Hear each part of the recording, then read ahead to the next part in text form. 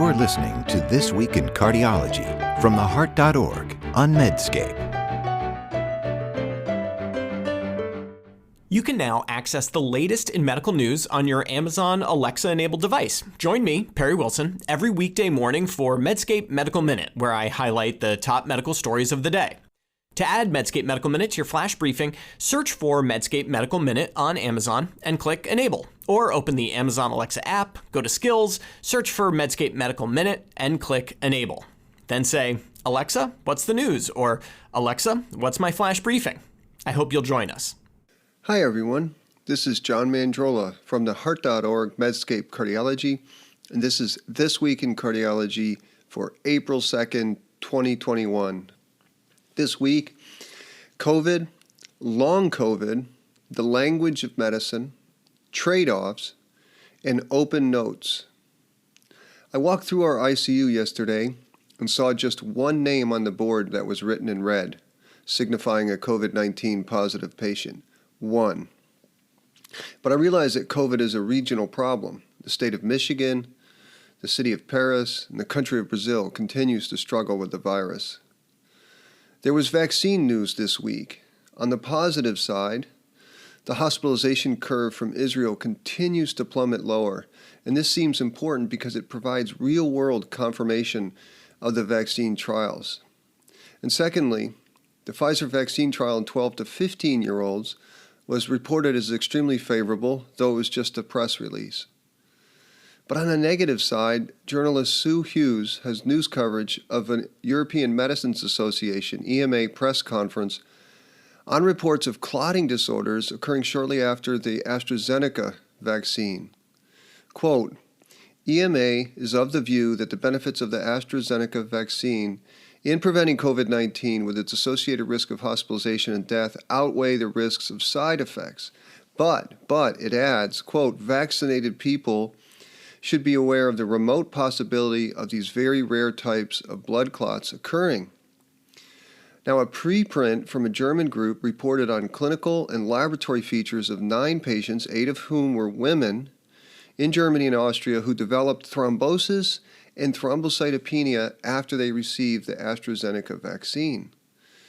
The researchers' findings suggest that the vaccine appears to be linked to a condition that clinically resembles heparin-induced thrombocytopenia, or HIT, and that it occurs mainly in younger women. Now, this news has come out late Thursday afternoon, and I don't want to say too much more. I need to read this study more closely and see what others say. But given the slower vaccine rollouts and rising cases in the European Union, this seems like highly pertinent news. And vaccine science, of course, isn't directly related to cardiology, but 3 issues makes this notable. First, clinical trials designed to test efficacy of any therapy may not reveal rare adverse events. That's why you need real-world surveillance. Pacing and ICD lead failures are an example. Rare events have a base rate in the population, so these clotting events therefore may associate in time with the vaccine but may not be caused by the vaccine.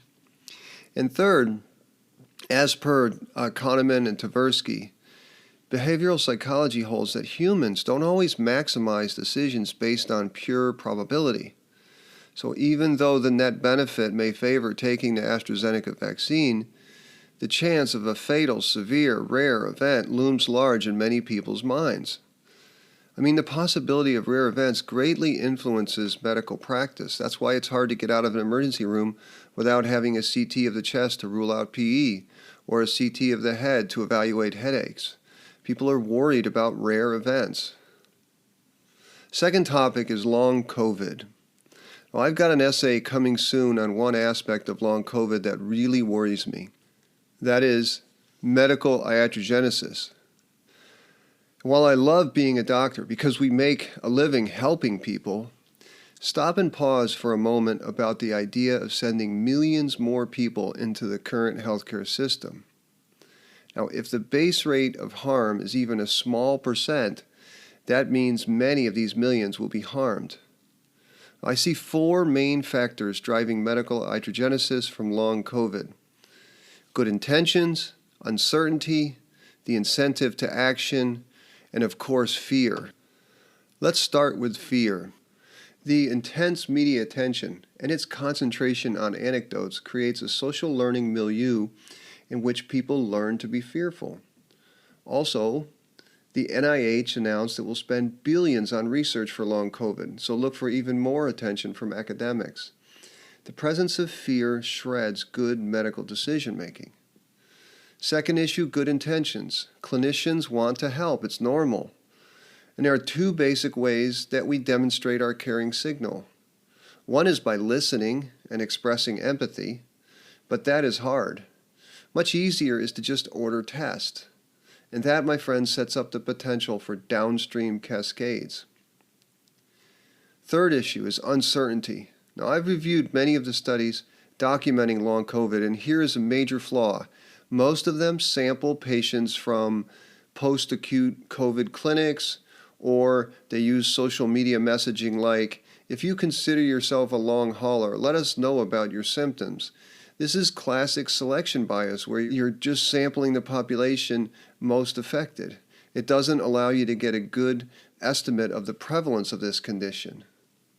Another puzzle with long COVID are studies that find symptoms, except of course loss of taste or smell, are similar in patients who've tested positive versus those who've never had a positive test. That's peculiar. While testing in the pandemic was not always available, there's a finite fraction of people with long COVID symptoms that never had infection with SARS-CoV-2. And then finally, incentives. In the United States, everything is set up for doing more, not less. A cardiologist faced with a patient with fatigue months after COVID makes more dollars if she or he orders an echo or monitor and then reads those studies. And of course, at the hospital level, post-COVID care clinics help capture market share. So in the essay, I offer my solution to this problem, but I won't give it away here. Please go to the heart.org Medscape Cardiology probably next week to read it, but the teaser is that my solution for this has to do with an empirical, medically conservative, and humble approach to patients with real symptoms. Third topic is the language of medicine. This podcast has commented often on the linguistics of medicine. Congestive heart failure, for instance, is a terrible way to communicate with patients with chronic heart disease. Well, there's also an ongoing debate in the world of nephrology. In 2019, a group of experts convened a consensus conference, spending many hours talking and writing, and came up with the advice, use the word kidney rather than renal or nephro. As a seasoned doctor, I've often been corrected in the hospital. John, we don't say renal insufficiency anymore. It's chronic kidney disease stage whatever. Last month, a group of nephrologists pushed back and recommended keeping renal and nephro, especially in the academic literature. Renal replacement therapy is okay to say. It doesn't have to be kidney replacement therapy. I guess I would ask, perhaps stupidly, what about simply saying dialysis? Now, you learn from the news story and links that kidney is quite an English or Anglo-based term. For instance, kidney in French is L-A-R-E-I-N. My take here is that, okay, some revisitation of terms is reasonable. I mean, in the same way that heart failure is awful, so is end-stage kidney disease. But we should also be mindful of the concept of distraction. Time spent on the minutiae of syntax is time not spent on important things, like finding better therapies to help patients with kidney or renal disease. Economists call this opportunity cost. To wit, imagine the benefits if all the time spent speaking and writing and submitting manuscripts with the correct format for the journal X was spent on teaching clinicians about the SGLT2 inhibitor trials. In AFib clinic, I often see patients who have CKD and diabetes, and too often they are not on SGLT2 inhibitors. To me, this is a bigger crisis than any linguistics. And another thing that worries me a lot more than the language of kidney disease is the lack of trials in these patients. So bandwidth spent on language is bandwidth not spent on doing more trials. Maybe you disagree. Let me know what you think about this. Next topic is childhood obesity. The journal Pediatrics published alarming findings on the rates of childhood obesity during the pandemic. Now, this was an observational descriptive study from a large primary peds network in Philadelphia. Nearly 170,000 patient visits in 29 urban, suburban, and semi-rural clinics. The researchers measured average obesity rates during the 6 months pre-pandemic versus June to December of 2020.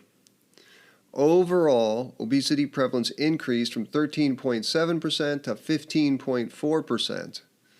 This increase was more pronounced in kids who were Hispanic, Latino, non-Hispanic, Black, publicly insured, or lower income. Figure 1B in the paper was super discouraging. It showed the rates of obesity by ethnicity. Now, first of all, I did not previously know that Latino and Black kids had nearly double the rate of obesity versus white kids, 20% versus 11% in this practice. But they do. Then, when the pandemic hits, the rates of obesity in both groups go up, but it goes up more in the Latino and Black kids relative to white kids. The authors succinctly write, quote, "Pre-existing disparities appeared to have worsened." Perhaps it's worth repeating that.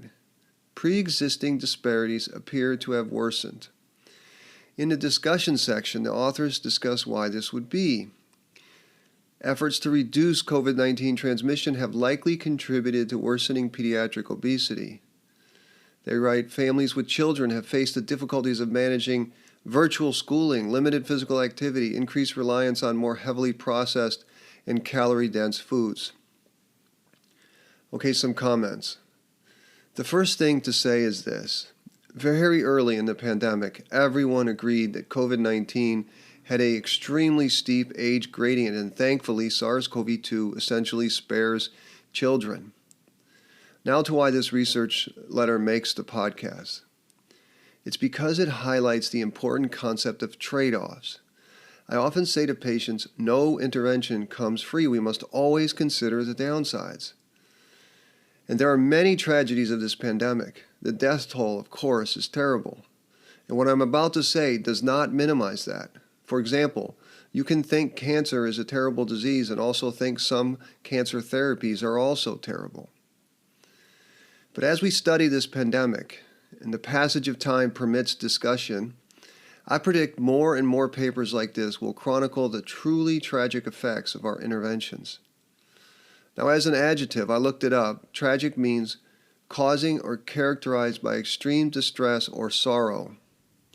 Well, given that this virus poses no more of a threat to kids than any of the other pre-pandemic respiratory viruses, it is extremely distressing and sorrowful that children bared such a heavy brunt during the COVID-19 mitigation. Even worse, though, and especially regretful, is how the mitigation worsened the pre-existing disparities between rich and poor kids. I don't know how you look at this data in this paper and not come to the conclusion that COVID-19 mitigation worsened structural racism in healthcare. This, to me, is an utter failure of American public health decision-making. Rich kids went to private schools and poor kids suffered. Now, it would have been understandable to allow these errors in the first few months when information on the virus was sparse. But public schools in many American cities remain closed or in person 1 day a week, which is crazy, a joke. The analogy in clinical medicine would be something like this.